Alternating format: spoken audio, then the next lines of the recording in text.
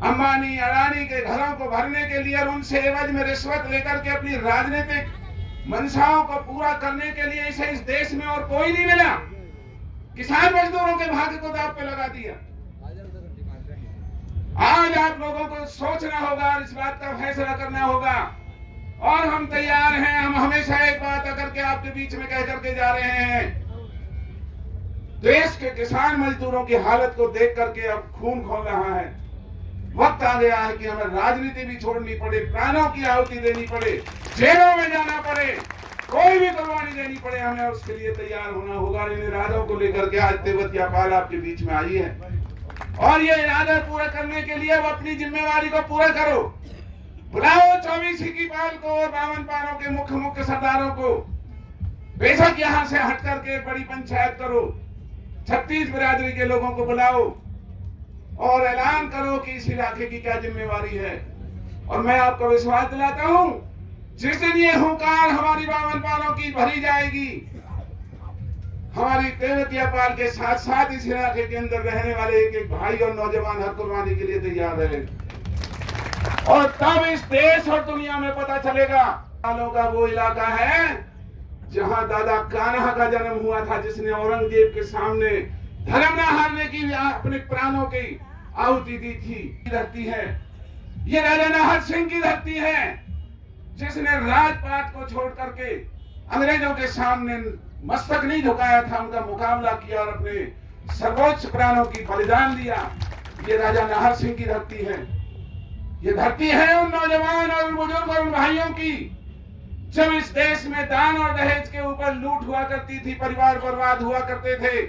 इस देश के अंदर अगर सबसे पहले किसी ने कोई फैसला लिया तो इसी धरती के हमारे 36 बिरादरी के फैसले लोगों ने फैसला लिया था कि हम शादी ब्याह दान दहेज मौत जिंदगी नियमों के साथ पूरा करेंगे। कौन सी कुर्बानी हमारे इलाके ने इस देश की लड़ाई में राजनीतिक सहयोग में नहीं की। आज बड़ी हैरानी होती है, हमारे सिख भाई हमारा सर इनके सामने सम्मान में झुक जाता है। बीजेपी कहती भाई ये तो सिखों की लड़ाई है, सिख हैं केवल। मैं बीजेपी से पूछना चाहता हूं, भाई ये सिख हैं कौन?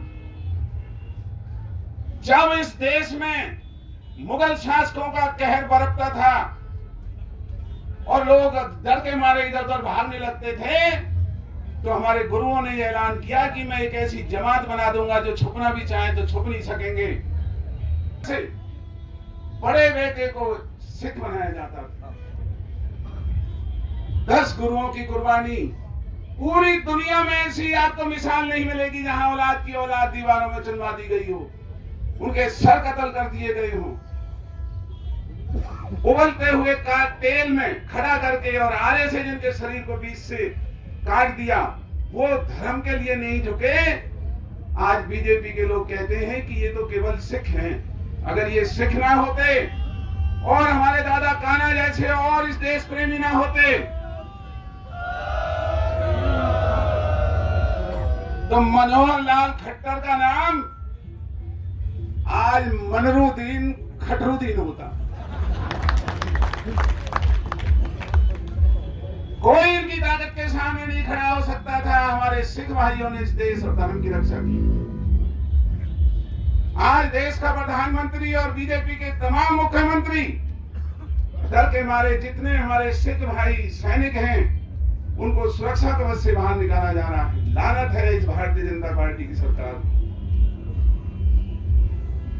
तो मैं आपसे केवल यही निवेदन करूंगा, ज्यादा बात क्योंकि मेरे से और भी बोलने वाले यहाँ भाई आए हैं, कि अब रोज रोज के ये धरने जो हमारे चल रहे हैं, हमें इन धरनों को यहाँ से लेकर के और हमारी 52 पाल जो कोसी और उधर के इलाकों में है वहां भी जाना पड़ेगा शायद, और इसको निर्णायक मोड़ पर लेकर के आओ। कहीं एक मजाक ना बन जाए कि भाई पलवल के इलाके में भी कोई लोगों ने धरने दिए थे और फिर धरने दे करके रास्ते भी चलते रहे और भाई कोई खास बात नहीं बनी।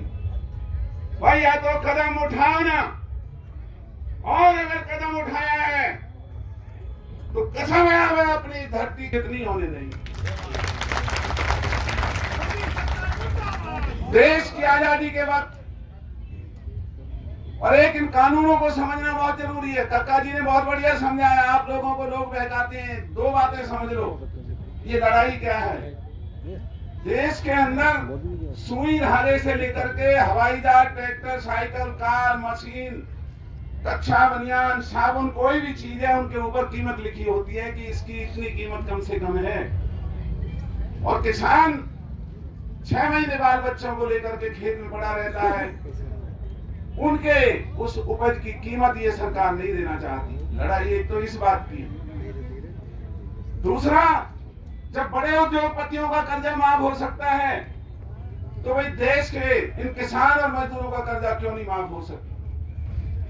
तो यही बात कह करके ये आंदोलन की मुख्य रूपरेखा है।